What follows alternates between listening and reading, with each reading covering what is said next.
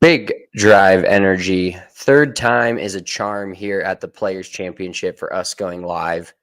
Thought we were going to have this out of the way early round, early kickoff on this Sunday at the Players Championship. But now it is currently 4:30 Mountain Time, 6:30 Eastern Time, and we've still got golfers out on the golf course. Massive delay today. We're going to get into the whole week of the Players, talk about everything that happened from Wednesday. We had a lot of fun, exciting golf type of Rory news on Wednesday, practice rounds, all that kind of stuff. We're going to get into that and much, much more on this episode of Big Drive Energy.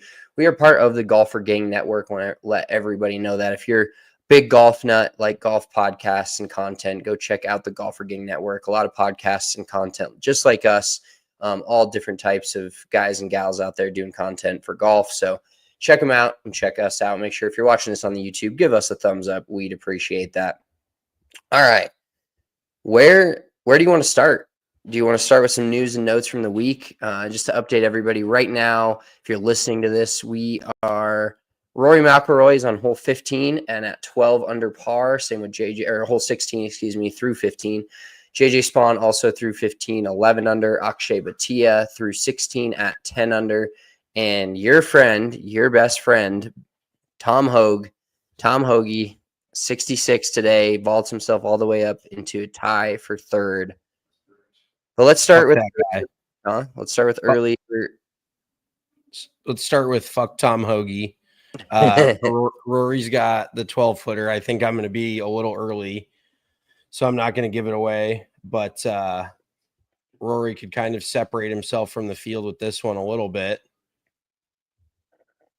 Let me know when you see it. And if you're listening to this just audio version, it's a little bit better on video.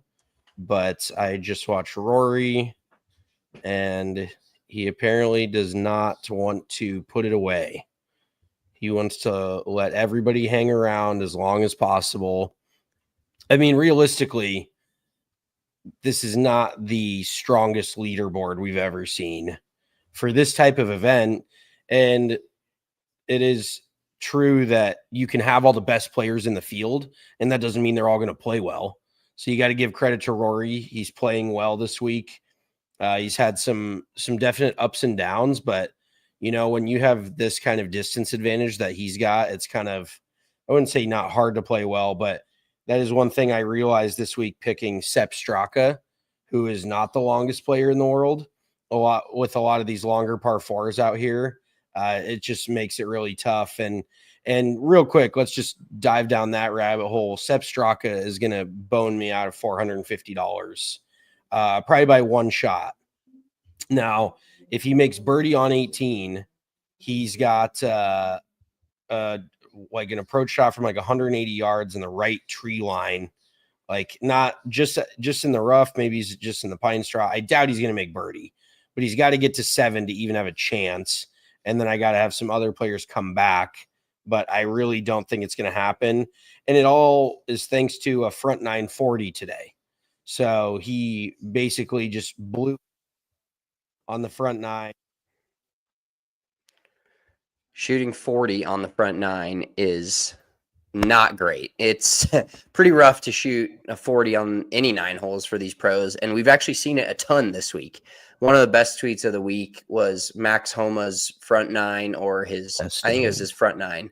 It was maybe the back 9 at Sawgrass when he started out this tournament and shot 42. Somebody quote tweeted it with, "This is a great start to the Creator Classic." Yeah, actually, by the way. Hey, Max Homa's turning down into a used to be fun-loving guy on Twitter. Now he's playing some really bad golf, and he's also getting hated on a ton. There you go. I think you're back. Okay, yeah. I mean, it was said it was working 2 minutes ago too, so that's why I was fucking irate. It's just annoying when you have a thought and you're in the middle of it, and all of a sudden your microphone goes out for zero reason. But yeah, I mean, I do think we're gonna clip that. For those of you that aren't watching on YouTube, maybe go check out the about 4.5 Mitchell crashing out over his mic. Well, dude, it's just I'm about to just take this thing and chuck it off my balcony. I'm so fucking sick of this plug. Just I move it one minute half inch and it fucking completely crashes out, turns off. So here I am, similar to Sepp Straka on the front nine, just wrecking himself. Well, I do want to get to your point, though, because you sent me this tweet, and Brandel Chambly, even though he's annoying, he had an interesting – Brandley Shamble had an interesting point last night. Bud Cauley here at the 16th, 232 in. Oh, that's a one-hand finish. We know where that's going, left. No, but Brandel Chambly had a great point on live from the players.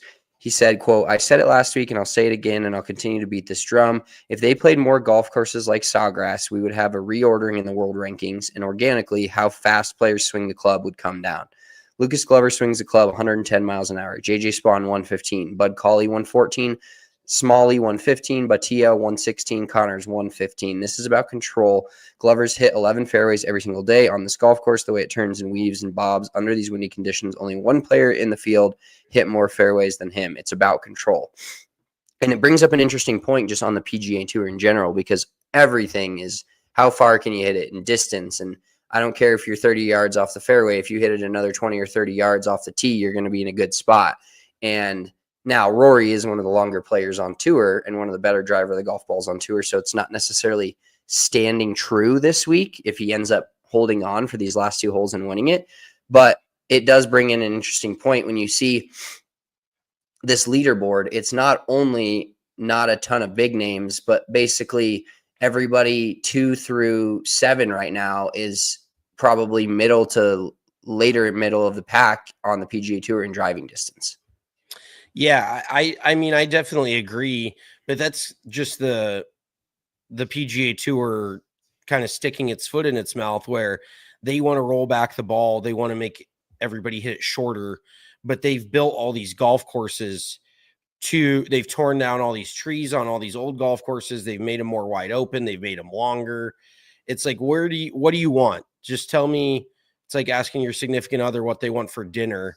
And they're just like, I don't know. Oh God, Smalley's got a ball that's rolling along the wood outline behind the green, and it dropped in the water.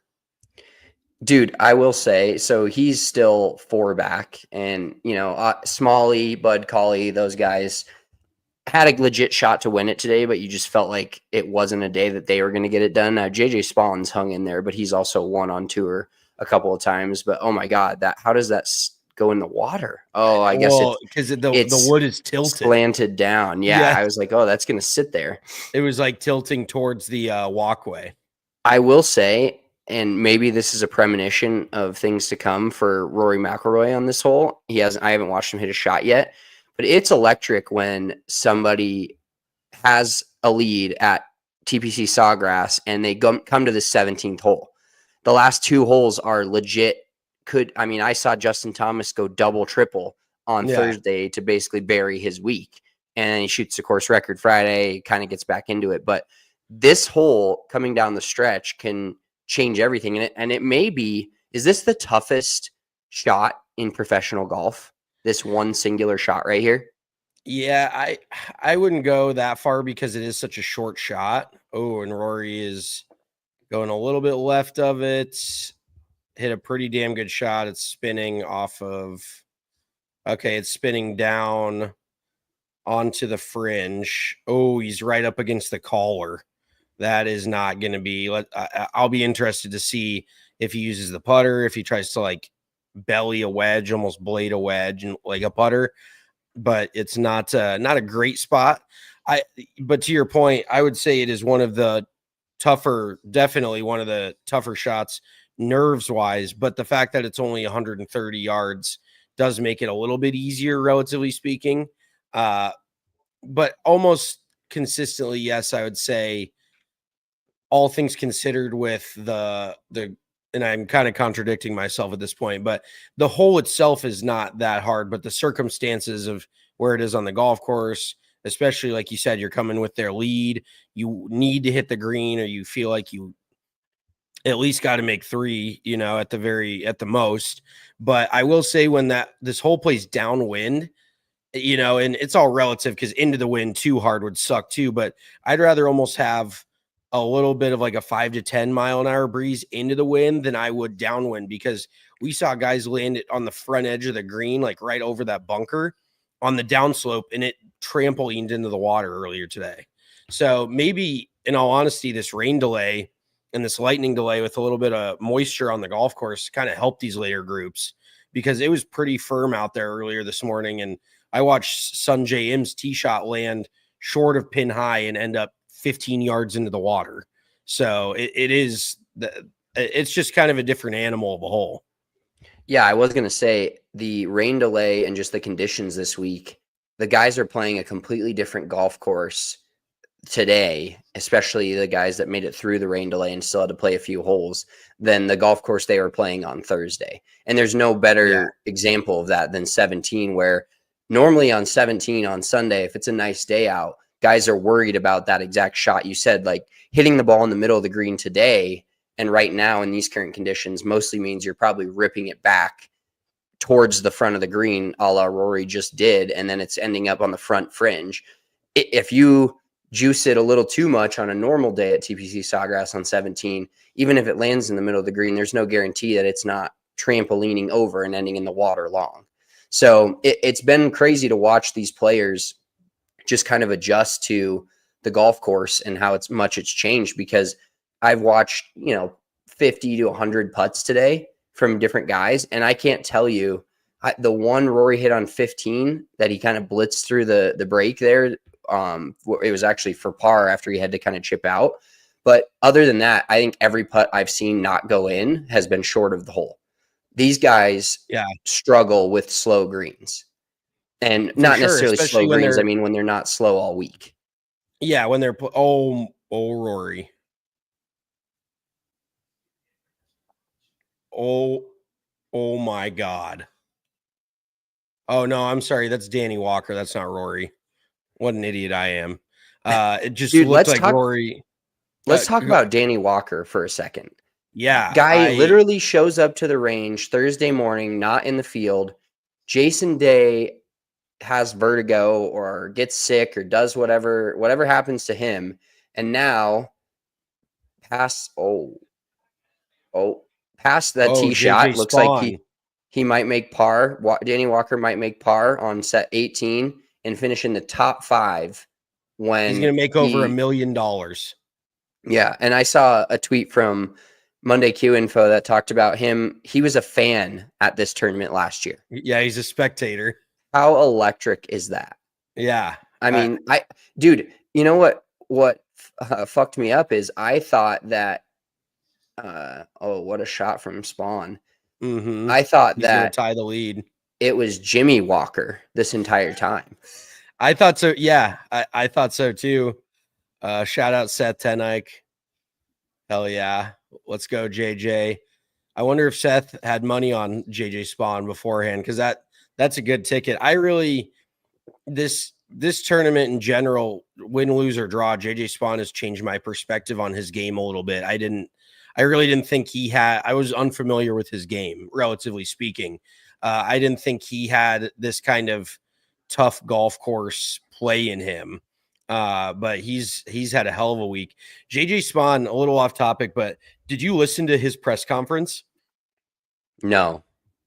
Okay, you got to go watch his press conference, because he has the most soft, I don't even know how to put it and not sound like an asshole. He's got a higher voice, a higher pitched voice, and he sounds nothing like he looks.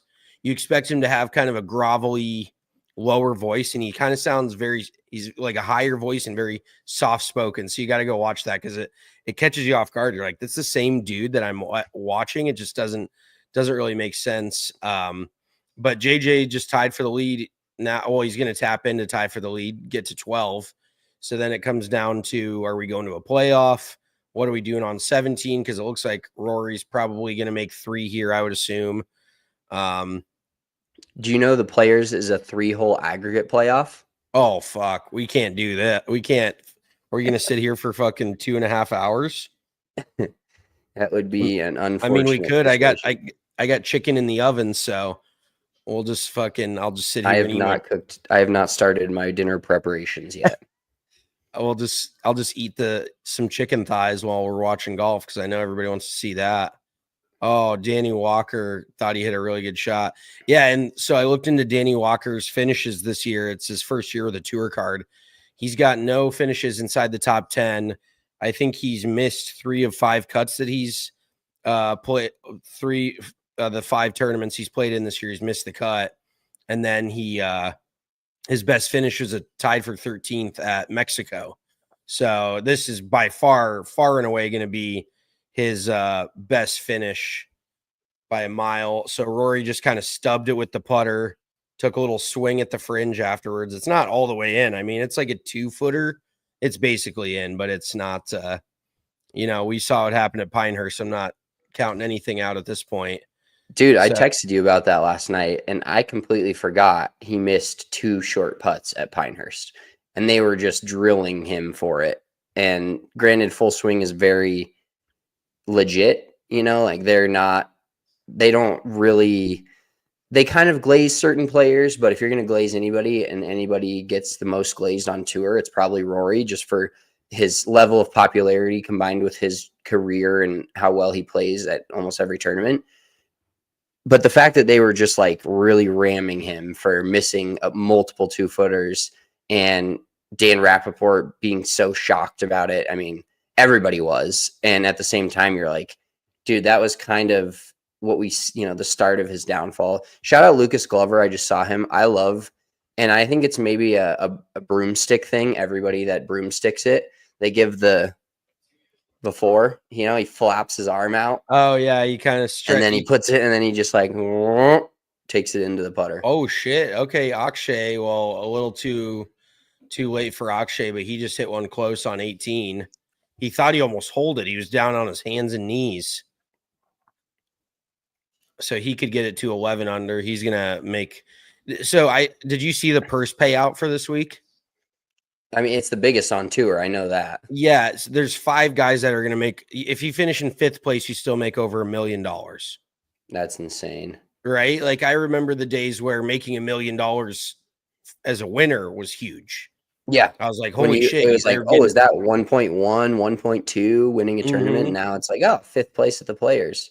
Yeah, oh man, I think the winner's making over $4 million here. So now JJ Spaun's got to come into 17. He does like to hit a little baby fade, which could definitely benefit him. We've seen some shots. If you can land it about 30 feet pin high left with some action, if you're hitting gap wedge or maybe even pitching wedge, if you're driving something in with a little left to right spin, it will rip all the way down to the hole. So the shot definitely sets up pretty well for JJ, not as much as like Corey Connors. Corey Connors is an exclusive drawer of the golf ball. Like he's not aiming out at the hole, being 5 paces off the right edge. I want to get your thoughts real quick. Just put yourself into first JJ Spaun's shoes. Are you just trying to get through 17 with 3 and then maybe birdie 18? And then if you're Rory, are you like trying to dial in and think about what JJ Spaun's doing behind you, and that's kind of how you play 18? Or do you think no matter what, Rory's going to try to birdie 18 to get himself to 13 and say, whatever happens at that point? Or do you think he plays it a little bit safer? I mean, I think both of them would just play it to get into a playoff, in all honesty. I don't think either of them are going to play overly aggressive. In all honesty, I could see JJ Spaun trying to make birdie on 17 more than 18, because 18 being a dogleg left does not suit his eye. He probably doesn't even want to hit driver, and 18 is just a tough hole scoring wise. Oh, Lucas Glover's going right at it. Let's see what he's got. Oh, God, he landed at 5 feet left, and it sucked back onto the fringe. He's going to be right up against the collar like Rory was. And he landed at 5 feet left of the hole. Doesn't that scare you if you're JJ Spaun? Because of how much the ball is spinning right now? Like Rory spun that one on 14 back up the hill, and that looked like it had, some serious, one of the most juice I've ever seen on a golf shot. But so JJ Spaun sees what Glover does And then he has to, in order to hit it close, he's going to have to carry it 6 feet past the hole, 7 feet past the hole. And then you're flirting with the water. Oh my God. Rory just gets up and just laces one right down the middle of the fairway on 18. Just balls of steel. I think you need to pause your shit and wait. Pause your shit for 10 seconds. No, I'm just giving it to everybody straight up. I don't need to wait another 10, 15 seconds. I'm breaking news every time I tell say something on the pod about a golf shot. Okay, JJ Spaun, little high fade, pulled it a hair. Ooh, that's got to sit. It's going to be, he's going to have 40 or 50 feet over the spine. He's front left. Ooh, talk about a nervy putt when you're fucking tied for the lead on 17. And that is another thing that makes 17 so great, is that spine right in the middle of the hole. If his JJ Spawn's ball was 3 feet right of that, it's spinning down all the way, probably pin high next to it. Oh God, yeah, that's not a great spot to be. Birdie. Not a great spot to be for him right there. No. And for anybody who cares, Sepp Straka bogeyed 18. So now I legit have no shot, and that fucking guy's dead to me too. I'm so done. I had Hideki Matsuyama this week as well. Missed the cut. Like, come on, have some pride, dude. Biggest tournament of the year. Aren't you a big game hunter? Some pride. Have some have some pride. Bud Cauley just hit a really good one. He's going to have about 7 feet. I do want to talk about Bud Cauley real quick, because that's kind of another story. This dude played some really good golf. He was one of the top college players in the world at Alabama, I want to say a decade ago. He's dealt with a lot of injury, dealt with a lot of tough shit. He hasn't even been out. There was a 2 or 3 year stretch where I don't even think he was out there. Then he got a medical exemption and he's played his way back. But it truly shouldn't be that surprising to see him playing this well. And maybe this is a harbinger of things to come for Bud, because he does really have the game to play well and to win out on tour. So, oh my God, Akshay just lipped it out from 8-9 feet. So Akshay is going to finish up at 10 under. It looks like tied second right now, or I'm sorry, tied third. So, God, what a round today by Tom Hogue. And that's what we talked about. Actually, Greg and I were talking this morning about how far back we thought somebody could be today and come back and win it. And it felt like if you were at 7 under, you had an outside shot as long as nobody went crazy low today. But Scotty was at 5, and Scotty didn't play well today either. We'll get into him because he had a frustrating week this week relative to his game. But I felt like if you were at 7 under and Rory was at 8 under, and so here he is tied for the lead.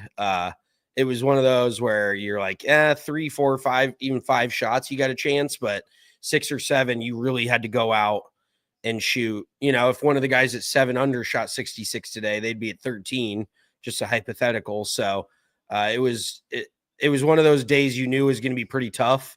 And for all the under par rounds, there's going to be over par rounds. It wasn't just a birdie fest out there by any means. No, definitely not. And looking at guys like JJ Spaun, who have kind of fought their way through this entire round. I mean, he left himself a lot of 6-7 footers to start the round for par. And it's just such a grind when you do that. It just grinds your day when you're not just having tap in pars.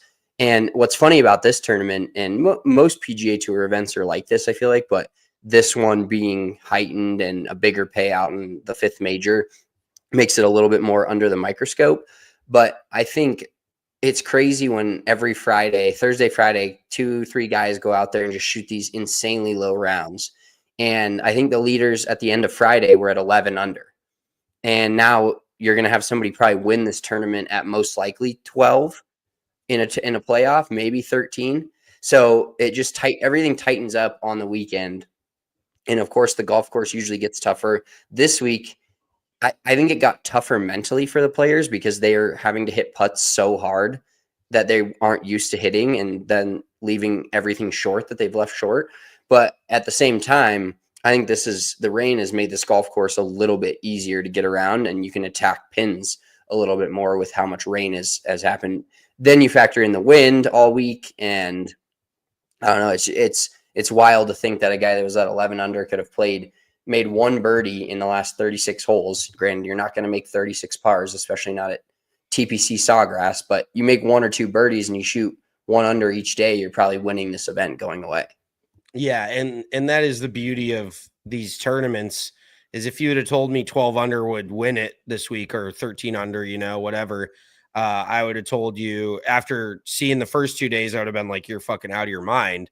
And this is going to be a boring weekend if the winner only ends up shooting, 12 or 13 under total. But then you watch all the ups and downs of them battling through the front nine, through these tough par fours, the long ones, and all these mounds. Like TPC Sawgrass, Greg and I were also talking yesterday about like if we would want to play it or not.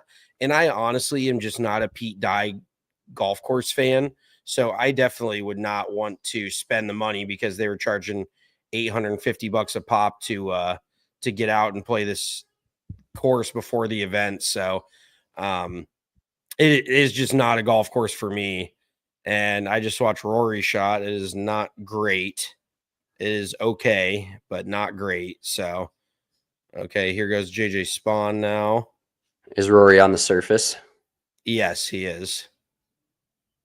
Okay, Spaun putted it to like 2.5 feet. Pretty damn good. A little bit short right of it, but all things considered, pretty tasty. Although that putt is going to move probably a cup to the right. I know I'm hammering on the change of conditions, but that golf shot Rory hit on Thursday or Friday is probably 5 feet.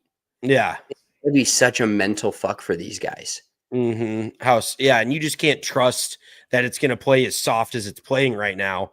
Because if you hit one, pin high on 18 and it ends up behind the green and you're hosed, you're going to be kicking yourself all the way, to next week. So I think everybody's staying on the side of caution when it comes to these softer greens here after this rain delay. By the way, the rain delay announcement was just not announcement, but the lack of communication by the PGA Tour for the rain delay was kind of fucking annoying as well. I was like, when are we planning on starting this back up? I mean, what was it, over a 2-hour delay? Yeah, at least a 2-hour delay, maybe even longer. I think we were delayed before. Well, this is probably finishing originally to about when it was going to finish, maybe a little bit after that. But they tweeted that there was a rain delay. Oh, Lucas Glover. Almost. They tweeted that there was a rain delay, and then they tweeted nothing for like an hour and a half, 2 hours. And then the one tweet they came up with next was, just in case you weren't aware, the Players is an aggregate 3-hole playoff. And some of the replies were in the fashion of, that is if they play the full 72 holes at some point. Yeah, no, they just continually fuck shit up like that. So it's not really that surprising. Somebody tweeted, so the whole Danny Walker thing, the inside knowledge on him would have helped, because apparently he's played TPC Sawgrass hundreds of times. And somebody tweeted, I'm not crazy about this. Danny Walker played this $700 a round golf course 100 times before. Cinderella story. Like, this dude is essentially playing on his home course. He's from Jacksonville. And can you blame the guy? Like, you get into the Players, you've played the course a bunch. I don't know why more players do not have one of the tour stops as their home course. Like, we've never really talked about that, I don't think. No, we did a little bit, but like we've kind of just touched on the idea that if you're a mid-level tour player, make one place your bitch. Like, that's the place you feel like you should win at, no matter who's in the field. Move to fucking Moline, Illinois, and just whoop TPC Deer Run's ass every year. Like, what is stopping you from doing that? There's nothing. I mean, other than you got to move to Illinois or Iowa. But can you imagine the PGA Tour dime in Iowa? You'd live like you're the fucking king of Russia. Yeah, but then you have to travel to Florida, California, the whole entire first part of the year. You barely get any tournaments within a decent distance of your house. So yeah, but I mean, these guys are on the road anyways. It's, if you're stopping at home, it's for 2 days, so it's not anything major. So Spaun got in the hole in 17 with par. So Spaun is now approaching 18. I'm going to be interested to see what Rory does with this. He's got probably 70 feet. Obviously, all everyone's talked about the last year is how Rory has struggled with the putting, and the putting's held him back from winning. And so can he get this down in 2? I think PGA Tour average 3-putt from here. I've been seeing it a lot on the sim. I think it's like a 1 in 3 chance that he 3-putts this, just PGA Tour average. So we'll see what he looks like down the stretch. Before he putts it, let's get to, just so we don't forget to get to it, let's get to your thoughts on the entire taking the phone thing from the kid on Wednesday in the practice round, and basically what transpired there for anybody that didn't see it. Yeah, it just made Rory look very soft, in my opinion. It just made him look like he can't handle criticism.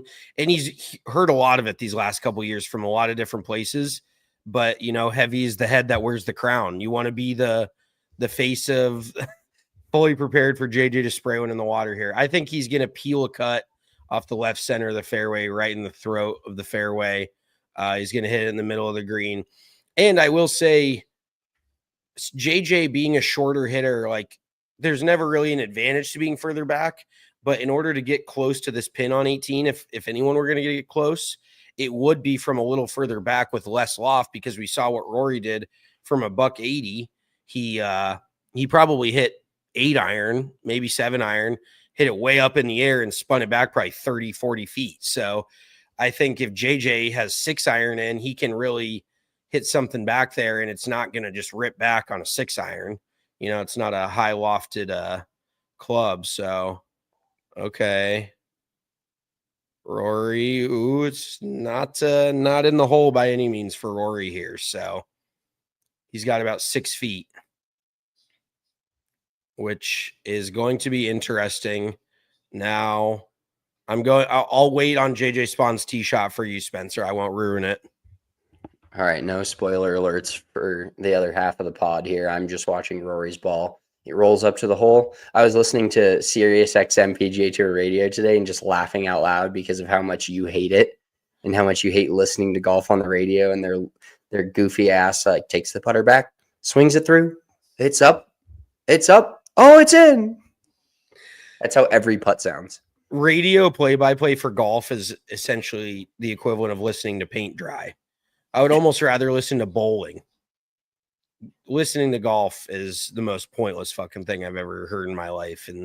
And the dudes, just in very library fashion, are not very entertaining either. They don't bring a lot of life to the. Oh, no, JJ. Yeah, we've seen PGA Tour players plenty of times in Pine Straw just be able to hit. The Masters is the first that comes to mind. Just be able to hit great shots out of there. Holy shit! Watch what Lucas Glover's ball does when it lands in the fairway. It looks like it lands in an old divot or something and just kicks. It's fine, but it just kicks way to the left. Oh, Corey Connors almost made birdie to get it to 10.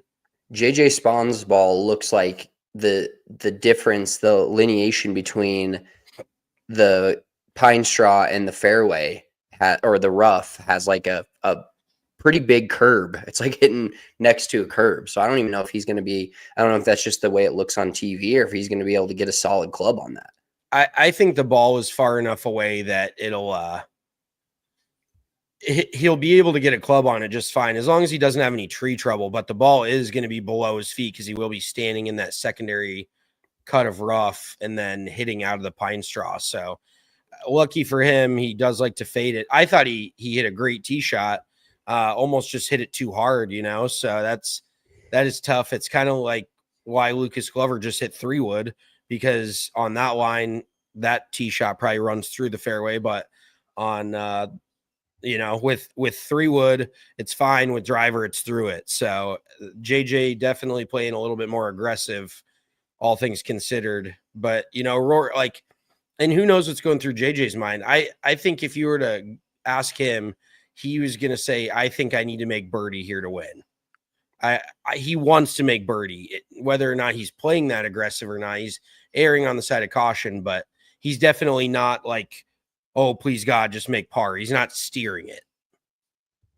Yeah, well, and it's got to come down to a comfortability thing too. If you're playing all week and you're playing the same 18th hole from this relatively the same tee box and you're hitting driver, you can't all of a sudden decide because you're tied for the lead and about to win the biggest tournament of your life that you need to hit something different. You got to stick with your game plan, and we know that in golf. You know, I don't necessarily have a great game plan all the time, but I do know from my little bit of, whatever tournaments I've played in, if I feel comfortable hitting driver and then I pull 5-wood out because I think it's the safe play, that 5-wood's probably getting topped. Now, JJ Spaun and I are on completely different planets on the level of professional or just golf in general.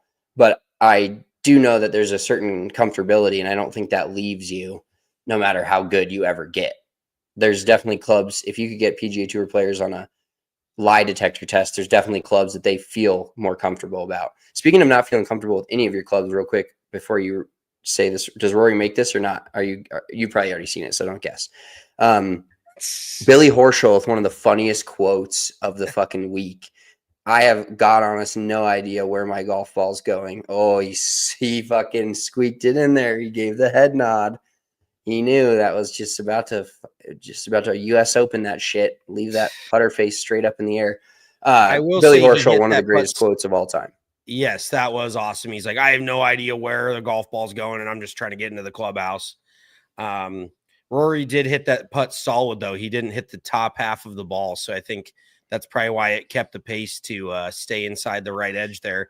But going back to the Rory thing, I thought it made him look very soft when he took that player's phone, because the whole thing was, if that player did what he did and Rory didn't respond that way, then that would make that player look like an asshole, that college kid. It would make him look like a dick.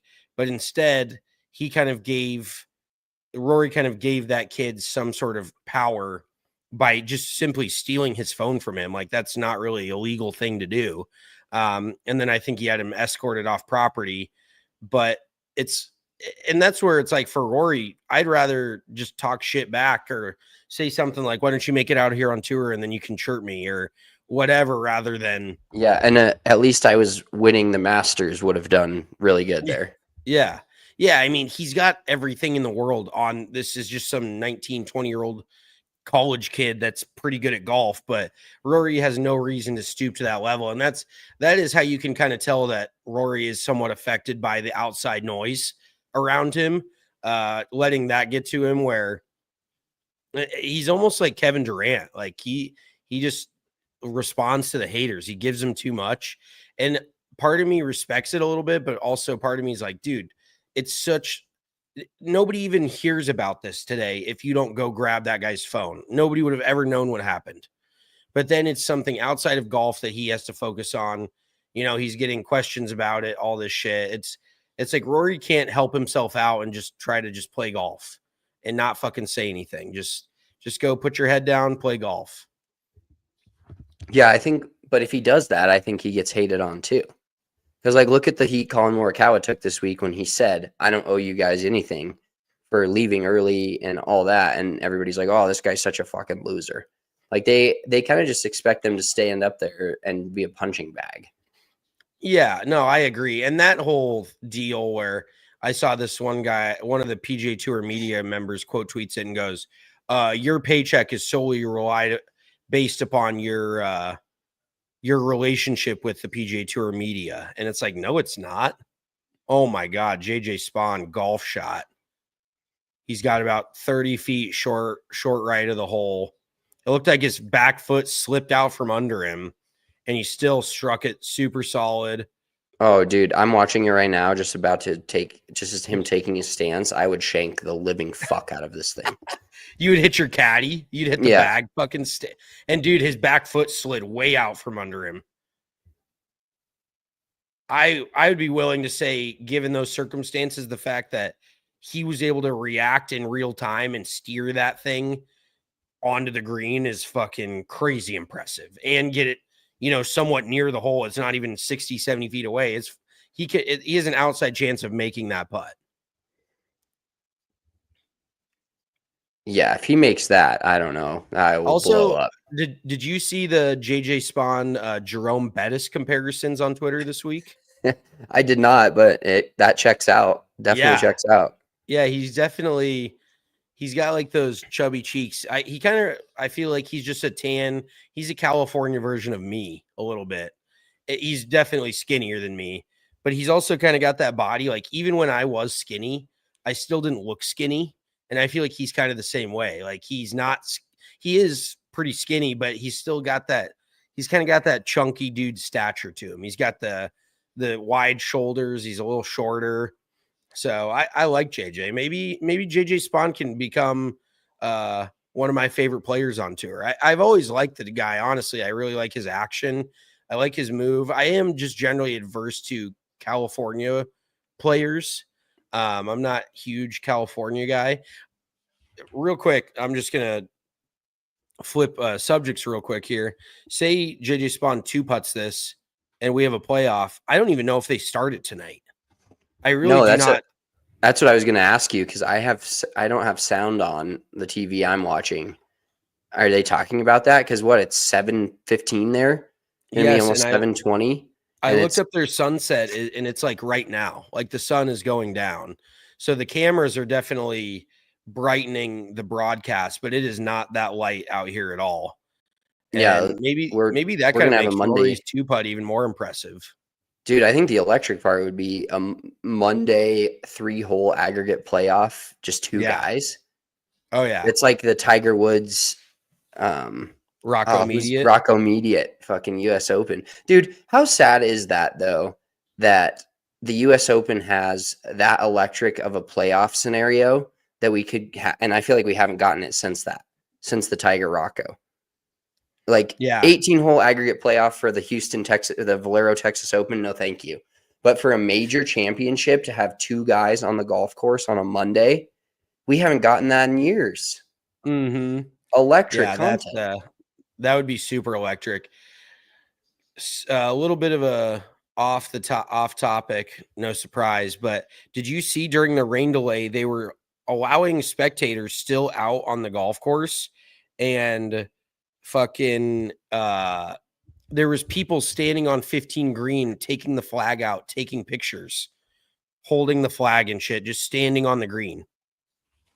What a monumental L for the whole crew and the staff working this event. Yeah, I don't know how they allowed anybody to stay out there.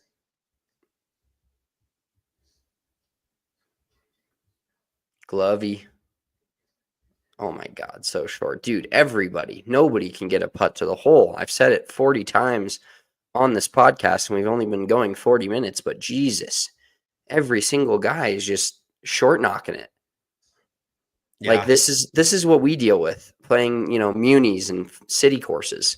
Fucking get with it. It's not that hard. Everybody's afraid, dude. It is so tough. And I was going to say they are kind of dealing with what everyone else in golf deals with on a regular basis at your local municipal golf course, where one green is fast, the next one's slow. Depending on if it rained the night before, it's going to be even slower. But then you've got a dry spot on one hole and it's way faster. I mean, these guys do have the benefit of playing the most consistent surfaces in the world on a consistent basis. So, then you throw a little adversity at them and all of a sudden they can't get a fucking putt to the hole.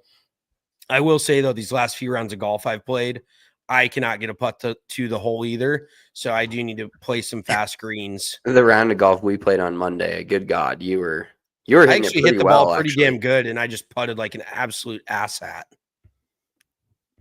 I'm going to be so annoyed if he doesn't get this to the hole to win the Players. There's only one birdie all day today on 18. It was Tommy Fleetwood. In true Tommy Fleetwood fashion when he's not competing. Oh my God, he lipped it out, judging by your face. No, he left it 6 inches short right in the heart. Oh no. Oh my God, dude. Not even 6 inches, like 3 inches. That looks very familiar. Holy shit. That is tough, dude. He had it tracking. But hell of a bounce back by JJ Spaun. He struggled on the front nine. he kept grinding because Bud Cauley fell off. A few of the other guys that were at the top of the leaderboard fell off. And what did we talk about on Wednesday? I just can't see some of these dudes actually walking up 18 to win the Players in contention. And JJ Spaun, credit to him, was not one of those guys before this week. And he is headed to a playoff with Rory. So I do not know. I did hear Nance say that they're obviously not starting a 3-hole playoff tonight. So we're going to have a Monday Players finish tomorrow morning. Shit. Should we hop on live for that? Yeah, I think if we see what time it is, I'd be down. I actually have a tea time tomorrow, so I'm pretty juiced up about that shit. Oh, all you did last week was bitch about how your Monday round ruined your whole week. So I'm glad you got another one lined up. Well, to be fair, this week I am playing trader.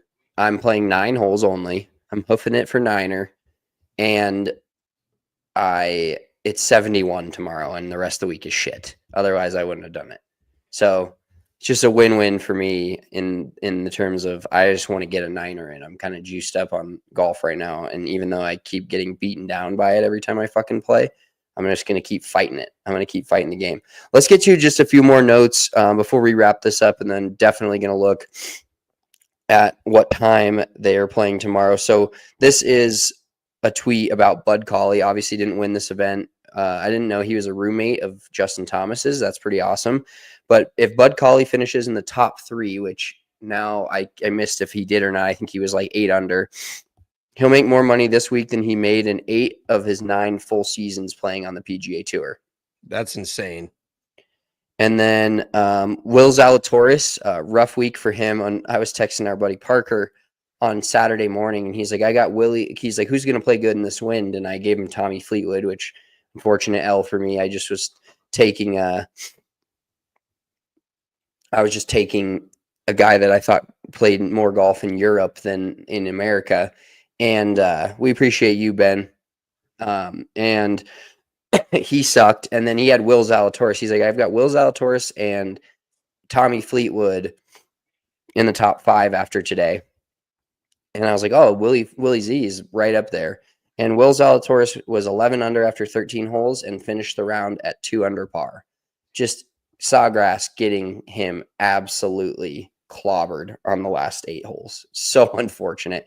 One other note I did have regarding the whole week, Smiley Kaufman's happy hours are great. I love those on like a Thursday, Friday night where they're sitting out on usually a par 3 or one of the more scenic holes on the golf course and talking to some of the players and just chatting it up with Ricky Fowler. And I don't know how many times they went back to the 2015 Players and had to talk about Ricky Fowler coming back and winning it, not only in Smiley's happy hour, but throughout the whole week. And Kevin Kisner is one of the guys that lost to him. And the poor Kiz is just having to sit there and take it all week long. Yeah, I mean, Kiz is one of those guys, if anybody can handle it, it's him. He's fully aware of his capabilities on and off the golf course, so I don't think he minds being the brunt of a joke or anything. But yeah, that's tough for Kiz. I mean, and it is just so insane to think that Kisner was competing at the Players, and 5 years later he's commentating it, and like his game is nowhere near close to even being in this field. Well, that's 10 years. 10 years for the record, but still, God, I mean, time just flies. I remember when Kisner was like on the come up and he started competing and shit. So,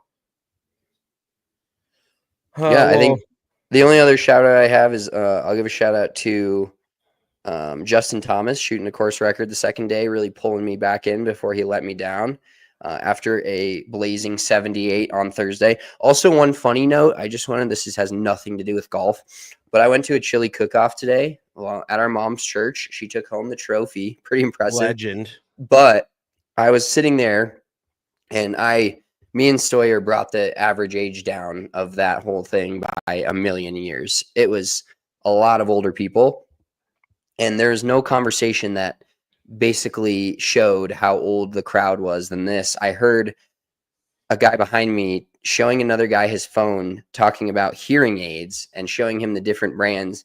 And I said, this reduces outside noise by 90% and is echo free. So I don't know what emulates an old group of people more than showing off your new hearing aids and what you're going to order from Amazon or have your kids order from Amazon. But I just thought that was fucking hilarious. Yeah, you're like, look at my new swag. Check these new earpieces out. Like I can fucking hear my grandkids talking now. Unfortunately. Unfortunately, I can hear I my can- wife and grandkids again. Exactly. No, that All right. Well, I was just gonna say shout out our mom for winning that chili cook-off. We've always known how great of a cook she was, and now she is officially award-winning chili maker. So award-winning chili chef. every time we eat chili, I'm gonna be like, yeah, mom, your chili is award-winning, you know. Just how it goes. All right, we're going to wrap this episode of Big Drive Energy live up from the Players Championship. We've got a 3-hole aggregate playoff tomorrow morning. Rory McIlroy, JJ Spaun. Before we get out of here, make sure you follow us on all the socials. If you're watching this on YouTube, give us a thumbs up. We'd greatly appreciate it. At Big Drive Energy on all the socials. Big Drive Energy Golf on Instagram. Real quick, give me, so it says 3-hole aggregate playoff. I need exact prediction. Who wins and by how many shots? I'm gonna say, do you know what holes they play? Do they play 16, 17, 18? I believe so. Let me clarify that for you. You're gonna go deep in the research here.